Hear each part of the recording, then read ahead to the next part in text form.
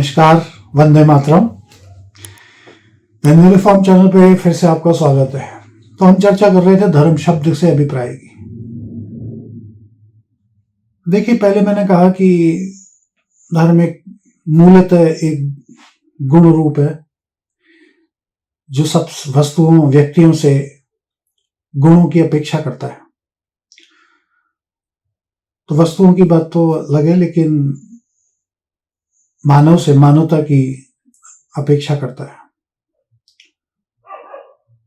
अब मानवता तो एक बहुत वृहद सब्जेक्ट है। देखिए, हम लोग क्या करते हैं कि जैसे हमारे समाज में बहुत सारे पंथ, मत, संप्रदाय, जातियां हैं। उनको सबको मिलाकर हम ये कह देते हैं कि धर्म है, जबकि ये ठीक नहीं है। सबकी अलग अलग परिभाषाएं। आज मैं आपको श्री समर्थ हिंदू विधान के आधार पर थोड़ा सा संक्षेप में इसको बताने का प्रयत्न करूंगा। तो देखिए, ग्रंथ कहते हैं कि देखो, जिस भी शासकीय धारणा में निम्न 5 गुण, मुख्य तत्व, लक्षण दृष्टिगोचर होते हों, वो धारणा ही धर्म कहलाने योग्य होती है एवं धारण करने योग्य है। शासन की बात जो इसमें कही गई है, शासन का मतलब जो सामूहिक शासन है वो तो है ही है। इसके अलावा हमारे मस्तिष्क का हमारे शरीर पर शासन है। तो मस्तिष्क के शरीर पर शासन से लेकर राष्ट्र, सत्ता, समाज, सबके शासन की बात हो रही है। और उसमें वो 5 मुख्य तत्व की बात हो रही है कि ये तत्व हो तो ये माना जाए कि ये धार्मिक व्यवस्था है, धर्म व्यवस्था है। तत्व प्रथम, उपासना, अर्थात कृतज्ञता, परोपकार एवं कर्म। यानी अगर आप धार्मिक हैं तो आप में ये गुण होना तो अनिवार्य है कि आप कृतज्ञ होंगे। जिस किसी ने भी आपके लिए कुछ किया है, देश के लिए कुछ किया है, समाज के लिए, परिवार के लिए कुछ किया है, तो उनके प्रति कृतज्ञ होना ये हमारे लिए बहुत आवश्यक होगा। जिस समाज में व्यक्तियों में कृतज्ञता ही नष्ट हो जाती है तो वो धार्मिक नहीं हो सकते। तत्व दूसरा, न्याय, अर्थात साक्ष्य, लक्ष्य, सर्जन हित के आधार पर परिस्थिति जन्य परिणामों का पक्षपात रहित विश्लेषण, सत्य का स्थापन एवं असत्य को दंडित करना। ये न्याय की परिभाषा। तत्व तीसरा, शांति। शांति किसको कहते हैं? पीस। पीस कैसे आती है और क्यों नहीं होती है? अर्थात वासना, क्रोध, मद, लोभ, अहंकार, ईर्ष्या, मोह व हिंसा की संतेजना की शिरोवेदना का तप से शमन के द्वारा संतुलन। ये जो सारे तत्व है, यानी वासना, क्रोध, मद, लोभ, अहंकार, ईर्ष्या, मोह और हिंसा की संतेजना की जो शिरोवेदना है, उसका तप के द्वारा शमन करना और उससे संतुलन स्थापित करना, ये तीसरा शांति तत्व है।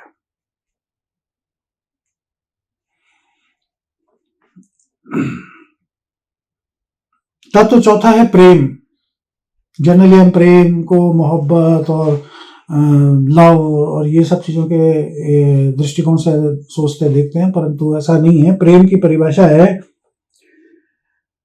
आकांक्षा, अपेक्षा, प्रणय एवं मोह अधिग्रहण से परे ब्रह्म के जीवों को परस्पर आसक्त एवं एकत्रित रखने का भाव, ये होता है प्रेम। हम लोग मोहवश कई बार मोह को प्रेम बोल देते हैं, शारीरिक आकर्षण को प्रेम बोल देते हैं, लेकिन ग्रंथ कहते हैं कि आकांक्षा, अपेक्षा और प्रणय और मोह अधिग्रहण, जिसे पॉजिटिवनेस कहते हैं, उससे परे परमात्मा के समस्त जीवों को परस्पर आपस में बांध के रखना, उनके हार्मनी रखना और उनके कुशल क्षेम चाहना, ये प्रेम है। और तत्व पांचवा जो है, इन चारों का परिणाम है, अर्थात समृद्धि। अब समृद्धि किसको कहते हैं? कि चित्त प्रसन्न, उत्तम स्वास्थ्य मूलभूत आवश्यकताओं की पूर्ति और शील मतलब इज्जत, ये सब अगर आपके पास है, यानी ये 5 तत्व जो 5 लक्षण है, ये यदि किसी समाज की शासन व्यवस्था में हो, आपके ब्रेन में हो, तब आप धार्मिक कहलाने योग्य होते हैं। ठीक है, तो ये 5 तो मैंने कहा कि आपको ये तो 5 तो लक्षण है। अब बात करेंगे हम मान्यता क्या होती है, संप्रदाय क्या होता है, जाति क्या होती है, और इससे धर्म कैसे विलग है, और उसमें क्या क्या सब्जेक्ट जो है धर्म में कवर होते हैं जो कि बाकी चीजों में, बाकी दृष्टिकोणों में नहीं होते हैं। तो कहते हैं, ग्रंथ कहते हैं कि मान्यता तो मानस माता के समान होती है। क्या होती है? मान्यता तो मानस माता के समान होती है, जो किसी भी न्यायोचित विश्लेषण से प्रकट विचार का अनुगामी होना है। ये विचार किसी भी क्षेत्र से संबंधित हो सकते हैं। ऐसे ही विचारों से ओतप्रोत वंशानुगत खानपान रहन सहन का एक ही भाव लिए हुए स्वहित प्रवर्तक समुदाय जाति शब्द का बोध कराते हैं। यानी पहले तो मान्यता बनी, और मान्यता में क्या क्या चीजें आ गई कि कोई भी कभी किसी जमाने में कोई न्यायोचित विश्लेषण हुआ, उससे प्रकटे कोई विचार प्रकटे और उनका अनुगामी कुछ एक समूह उसका अनुगामी हो गया, तो ये क्षेत्रीय हिसाब से उसकी सीमा निर्धारित हो गई, और उसको मानने वाले जब बहुसंख्या मानने लगे तो उनके जो एक ही विचारों से ओतप्रोत वंशानुगत खान पान, हमारे घर में तो यही खाया जाता है, हमारे त्योहारों पर तो यही बनता है, हम यही पहनते हैं, हमारा तो यही इस तरह का ही रहन सहन है, और उसका जो एक ही भाव लिए हुए स्वहित प्रवर्तक समुदाय, यानी कि अपने जाति की बात करने वाला एक समुदाय, जाति शब्द का यानी व्यक्तिगत का, एक व्यक्तिगत एक समूह का बोध कराता है। पंथ तो मार्ग है, किसी भी मार्ग से आप किसी डेस्टिनी पे पहुंच सकते हैं, तो पंथ कहते हैं मार्ग को, पंथ एक मार्ग है और उस पर चलने वाले पथिक हैं। आध्यात्मिक लक्ष्य की प्राप्ति इनका लक्ष्य है। ज्यादातर जो पंथ शब्द इस्तेमाल किया जाता है, प्रयोग किया जाता है, वो आध्यात्मिक दृष्टि से कि भाई कोई प्राणायाम सिखा रहा है, कोई शायद शब्द योग सिखा रहा है, कोई अन्य यौगिक क्रियाएं सिखा रहा है। अलग अलग विभिन्न प्रकार के पंथ हैं जो जिनकी डेस्टिनी एक ही है, लेकिन उसके मार्ग भिन्न भिन्न है, उनको हम पंथ कहते हैं। और समान विचारधारक संप्रदाय, यानी बहुत सारा समूह जो है वो एक से विचार धारण करता है, समान विचारधारक जो है संप्रदाय हैं, संप्रदाय। किंतु जब धर्म की बात आती है, जैसे हम धर्म कहते हैं, जिसके विषय में हम आज चर्चा कर रहे हैं, किंतु धर्म मानवता के तंत्र का महाकुंभ है, जो मानवता के सर्वांगीण विकास का आस्था युक्त संकल्प है, जो आत्मा परमात्मा व इन दोनों के मध्य संबंध, अध्यात्म, आराधना, उपासना, चरित्र निर्माण, सामाजिक नियम, न्याय सिद्धांत, वृत्ति नियमन, प्रकृति संरक्षण, रीति रिवाज, परंपरा, जन्म से लेकर मृत्यु तक के संस्कार, कर्मकांड, आतिथ्य, पूजा भाव, भक्ति, आनंद आदि सभी का अमृत प्रदान करने वाला शाश्वत अनंत शिर रूपी शिरोधार्य घट है। तो धर्म शब्द में इतनी सारी चीजें जो है वो कवर होती हैं। तो धर्म शब्द इतना छोटा नहीं है, और धर्म शब्द इतना व्यापक है जो पंथ मत संप्रदायों से और जाति से ज्यादा व्यापक, ज्यादा विस्तार लिए हुए शब्द होता है। तो मैंने कहा ना कि धर्म शब्द की तुलना या उसका पर्यायवाची कोई हो नहीं सकता। धर्म अपने आप में इतना विस्तृत है कि जीवन के सर्वांगीण सभी क्षेत्रों को कवर करके चलता है, ऐसा शब्द है धर्म। ठीक है, अब इसके गुण क्या क्या होने चाहिए। गुण जिन मैंने कहा ना कि गुण मानवता में, गुण मानवता के गुण होने चाहिए। तो मानव ही तब कहलाएगा जब उसमें मानवता होगी, और यही अपेक्षा की गई है कि मानव में मानवता होनी चाहिए, मानवता ही मानव का गुण है। तो वो कौन कौन से गुण हो सकते हैं? तो श्री समर्थ हिंदू विधान में मुख्यतः 28 गुणों का विवरण दिया गया है, जिसका मैं आपको संक्षेप में, बहुत छोटे रूप में आपको बताता हूं। पहला गुण है सत्य। हम कहते हैं कि सत्य ईश्वर है, सत्य ही सब कुछ है, सत्य जानना चाहिए। तो सत्य जानने की प्रक्रिया क्या है, सत्य जानेंगे कैसे? तो कहते हैं कि साक्ष्य, लक्ष्य, तथ्य व सार्वजनिक सर्जनित के आधार पर परिस्थिति जन्य परिणामों के विश्लेषण से प्रकटा तथ्य ही सत्य है। यानी आपको कोई सच्चाई जाननी हो किसी बात की, किसी विषय के बारे में, तो आपको किन किन चीजों का ध्यान रखना चाहिए? साक्ष्य, जो भी बात आपके सामने समक्ष कही जा रही है, या कोई साहित्य है, या कोई व्यक्ति कह रहा है, या सुनी सुनाई कोई किंवदंती है, बात है, तो उसके बारे में सबसे पहले आपको क्या देखना चाहिए? साक्ष्य। इस चीज की जो भी बात कही जा रही है उसके सबूत क्या है? कोई सबूत है, एविडेंस है? दूसरा है तथ्य, लॉजिक क्या है? तीसरा है लक्ष्य, जिस किसी ने भी ये कहा है या किया है उसका कॉज क्या रहा होगा, उसका उद्देश्य क्या है? और एक तत्व है परिस्थिति जनित परिणाम, सिचुएशनल। पता नहीं किसी ने किसी सिचुएशन के अंदर या कालांतर में वो जो भूतकाल की बातें करते हैं तो उसमें कोई ऐसी बात रही हो, ऐसी परिस्थितियां रही हो जिसमें ये चीज प्रकट हो गई हो, जैसे कि बाल विवाह, पर्दा प्रथा या आक्रांताओं के आने के कारण हुई। तो ये परिस्थिति जनित थी, उस टाइम की परिस्थितियों के आधार पर ऐसा निर्णय लिया गया कि पर्दा किया जाए, बाल विवाह कर दिया जाए, या कई जगह बहु विवाह भी हुआ है। तो वो परिस्थिति जनित परिणाम।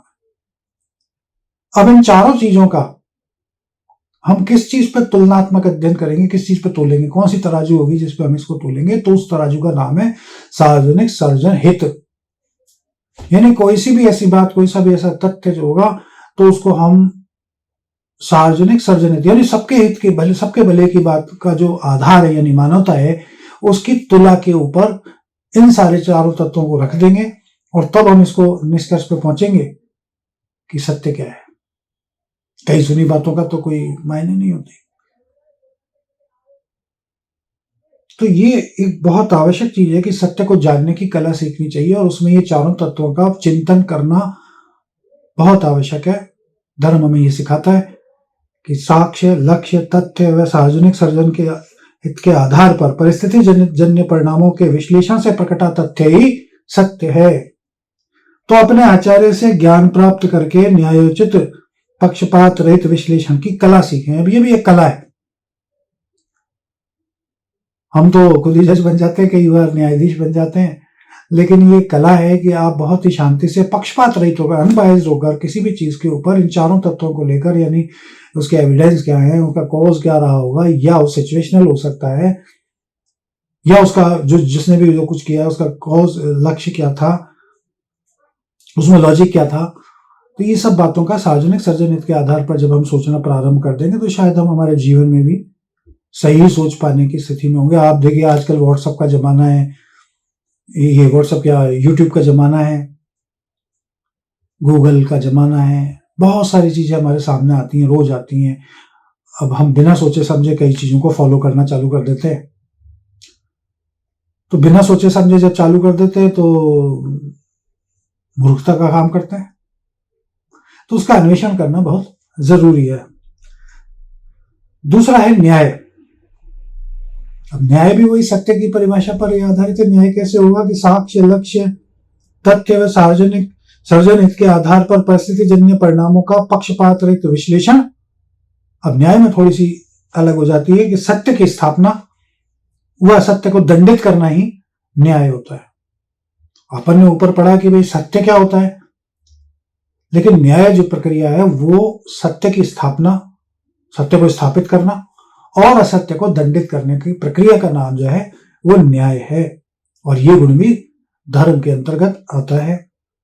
तो यह प्रक्रिया तो व्यवस्था द्वारा स्थापित योग्य व्यक्तियों के द्वारा की जानी ही उचित है। तो हे सत्य मित्रों, किसी भी अन्य व्यक्ति के कार्यों के लिए न्यायाधीश मत बनो, वरन ऐसी व्यवस्था के निर्माण में सहयोग दो जिससे प्रत्येक नागरिक ईश्वर की वाणी न्याय की छत्र छाया में स्वयं को सुरक्षित अनुभव करे। अब ये भी कहा गया कि देखिए न्याय करना या एक कला, मैंने कहा ना कि कला है, वो कला सब में नहीं पाई जाती है, यही तो समाज की विकृति है। और हम दूसरों के कार्यों के लिए स्वयं न्यायाधीश बन जाते हैं। जबकि ऐसा नहीं होना चाहिए। ये कार्य किसका है? जैसे हम घर की बात करें तो हमारे जो गुणीजन हैं, हमसे बड़े हैं, बुजुर्ग हैं, हमारे घर के मुखिया हैं, या हम स्वयं बड़े हैं दूसरों से, तो ये उनका काम है कि वो इस पे चिंतन करें, मंथन करें और न्याय को स्थापित करने का प्रयत्न करें। और इसी प्रकार से समाज में समाज के बड़े और देश में न्याय व्यवस्था जो होती है, न्यायपीठें जो होती हैं, supreme court, high court, session court इत्यादि जितनी भी कोर्टों की व्यवस्थाएं, न्याय की व्यवस्थाएं, संविधान पर आधारित व्यवस्थाएं, न्याय करना उनका काम है। यानी सत्य को स्थापित करना और असत्य को दंडित करना, ये उनका काम हो सकता है, किंतु व्यक्तिगत रूप से ये हमें अधिकार नहीं है कि हम किसी के न्यायाधीश बन जाएं,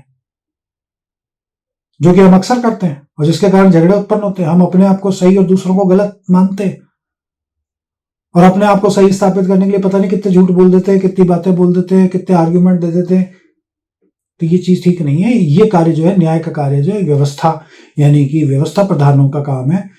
जैसा कि मैंने कहा, परिवार में बड़ों का, समाज में समाज के बड़ों का, और देश में न्यायपीठ है जो हमारे विधिवत संविधान के हिसाब से, संविधान के आधार पर जो न्यायपीठ स्थापित की, व्यवस्था स्थापित की गई, ये काम उनका है। हम कानून को अपने हाथ में ना लें, ठीक है ना। तत्व तीसरा है संयम। ये बड़ी चीज है। बात बात पर हम लोग क्रोधित हो जाते हैं, संयम खो देते हैं। तो संयम रखना हमारे लिए बहुत जरूरी है। शरीर व आत्मा की आवश्यकताओं के मध्य संतुलित स्थापित करो। भावों व तथ्यों के मध्य संतुलन स्थापित करो। शरीर की आवश्यकताओं की पूर्ति माया रूपी भौतिक भूत तत्वों से होती है, वह आत्मा की आध्यात्मिकता से। सत्य तो आत्मा है, परंतु जब तक शरीर जीवित है उसकी आवश्यकताएं भी तो होनी ही है। तो आवश्यकता व इच्छा के मध्य अंतर स्थापित कर संतुलित रूप से उसे पूर्ण करो। कोई भी व्यक्ति एकाकी रह ही नहीं सकता। जीवन जीने के लिए उसे संबंध बनाने ही होंगे। तथ्य संबंधों की आत्मा होती है, वह भाव देह। तो अपने भावों को संतेजना की अग्नि में भस्म मत करो। वह क्रोध के आवेग पर तथ्यों के संतुलन का बांध बांधो, तभी तुम न्यायोचित कहलाओगे। होता क्या है कि हमारे शरीर की यानी कि जो फिजिकल नेसेसरीज हैं, फिजिकल डिजायर्स जिसे बोलते हैं, चाहे वो फिजिकल डिजायर एक ही जगह काम में लिया जाता है खाली, लेकिन फिजिकल डिजायर तो खाना पीना, रहना सोना, सभी चीजें फिजिकल डिजायर है शरीर के रहने के लिए। ये बहुत जरूरी है। उन आवश्यकताओं के चलते, अपनी इंद्रियां सुख के चलते हम लोग अपना जो संयम है वो खो देते हैं। शांति जो है या संतुष्टि जो है वो तो आत्मा का अनुभव है, लेकिन शरीर की आवश्यकताएं भी उतनी ही आवश्यक है जितनी की आत्मा की संतुष्टि। अब इन दोनों के बीच में अगर आप संतुलन बना के रखें, बैलेंस बना के रखेंगे तो सही है। लेकिन अगर आपके कोई सी भी डिजायर जो है वो दूसरी तत्व पर अगर हावी हो जाएगी तो आप संयम खो देंगे। और संयम खोना जो है वो बिल्कुल ही समाज और हमारे स्वयं व्यक्तिगत रूप से हमारे लिए उचित नहीं है। सारे जो विप्लव पैदा होते हैं संयम खोने के कारण ही होते हैं। तो इसलिए संयम रखना भी एक धर्म का एक गुण है कि जो लोग संयम रखते हैं वो धार्मिक कहे जाते हैं। बड़ी बड़ी बातें हो जाती हैं, बहुत सारी आलोचनाएं हो जाती हैं, तब भी वो आपा नहीं खोते, संयम धारण करते हैं। तो संयम भी एक धर्म का एक महत्वपूर्ण तत्व है, गुण है, जो कि मानवता से अपेक्षित है। चौथा है धर्म, यानी सार्वजनिक सर्जनिता है धारणा जब निष्काम कर्मों के द्वारा आचरित होती है तो वो धर्म कहलाती है। सिंपल। यह धारणा निजी न होकर सार्वजनिक होती है, वे शासन द्वारा स्थापित व आचरित की जाती है। इसी कारण से कहा जाता है कि जो न्याय द्वारा सिद्ध सत्य है वही उचित है, वही धर्म है। हे सत्य मित्रों, यदि जीवन में आनंद व महाशयन यानी मृत्यु के पश्चात मुक्ति के आकांक्षी हो तो धर्म के मर्म को जानो, समझो व जीवन में अपना लो। नहीं, मैं पहले भी कहा था कि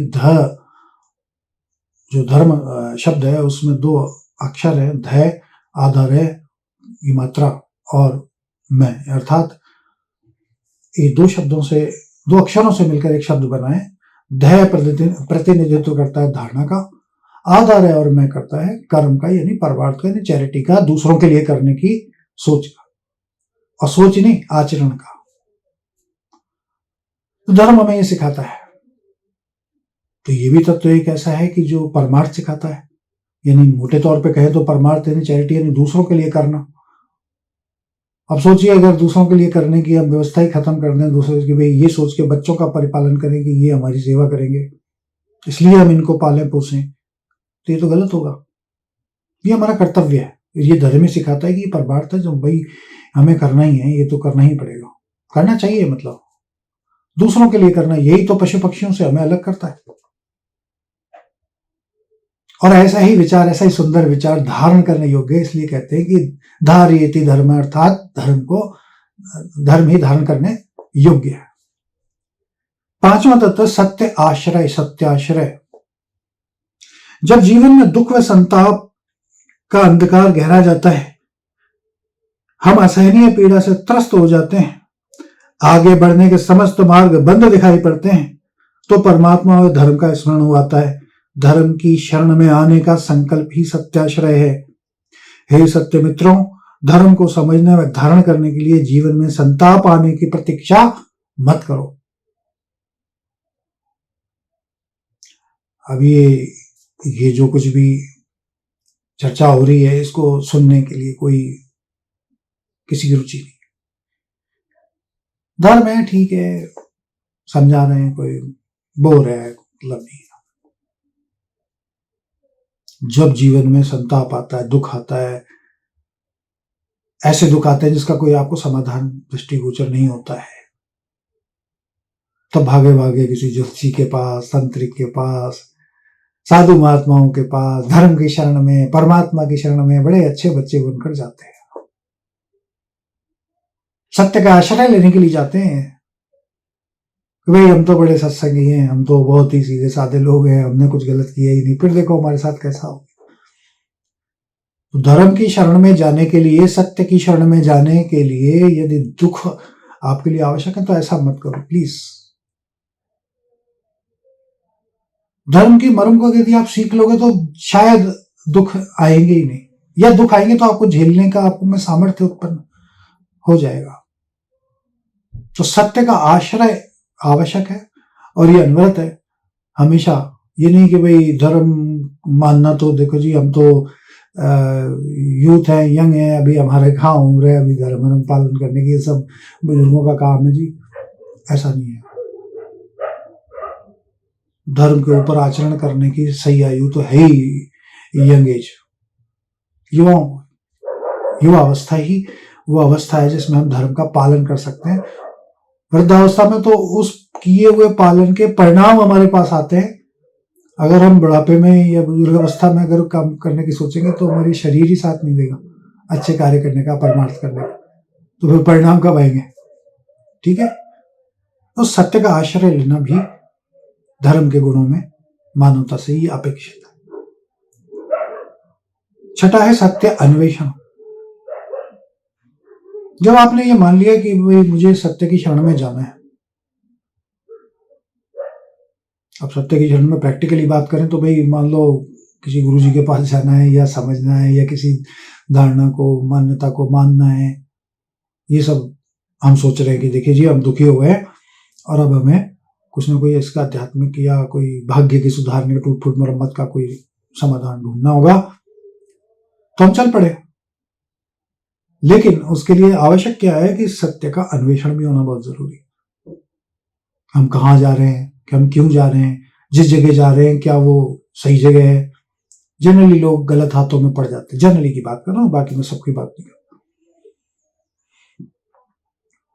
तो सत्याश्रय के संकल्प के पश्चात श्रेष्ठ आचार्य के सानिध्य में धर्म का ज्ञान प्राप्त करो। चिंतन व मंथन से सत्य को प्रकट करना ही सत्यान्वेषण है।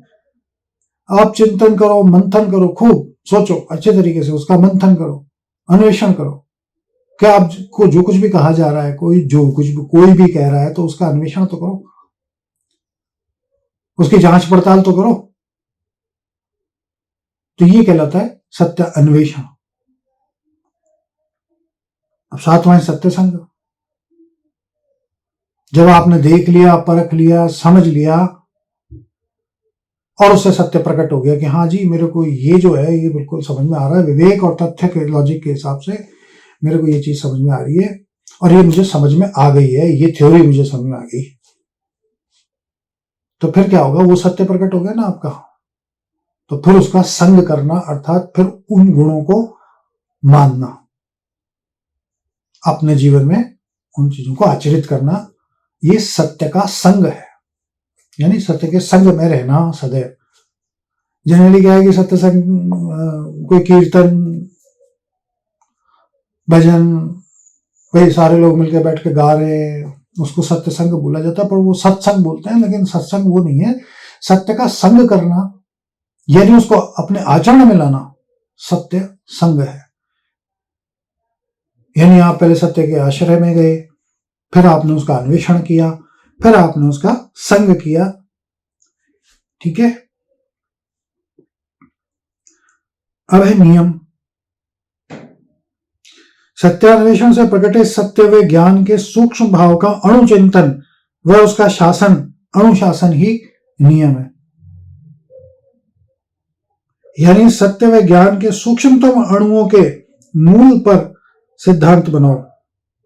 उन सिद्धांतों का व्यवहारिक क्रियान्वयन नियम है। यही अनुशासन अपभ्रंश होकर अनुशासन के रूप में वर्तमान में स्थापित हुआ है। यानी आप जो भी कोई थ्योरी देख रहे हो, समझ रहे हो, तो उसका डीपली यानी अणु तक का चिंतन, अणुचिंतन करो, एनालिसिस करो, डीप से डीप गहराई तक जाओ उसकी। जब आप गहराई से जाओगे और उस अणु जो आपने पाया है, यानी कि जो उसका डीप एक्सट्रैक्ट आपने, यानी उसका जो मूल तत्व है आपने प्राप्त किया है, और उसका आपने उसको स्वीकारा है, उसको आचरण में स्वीकारा है, ये अनुशासन। वो अनुशासन ही अनुशासन कहलाता है। यानी नियम बन जाते हैं कि हमें इतने बजे ये करना है, ऐसे ये करना है, ये ऐसे होगा, उन सब चीजों के नियम बन जाते हैं। इसको अनुशासन कहते हैं। तो मेरे सत्य मित्रों,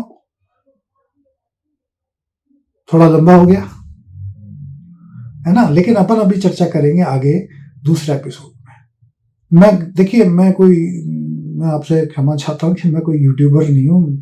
हो सकता है कि मेरी शैली या जो कुछ भी मैं कह रहा हूँ वो आपको थोड़ा लगे कि ये कोई मतलब अनाड़ी है या इस तरह। हाँ, हो सकता है, क्योंकि मैंने कहा ना कि मैं यूट्यूबर या कैमरा फ्रेंडली नहीं हूँ।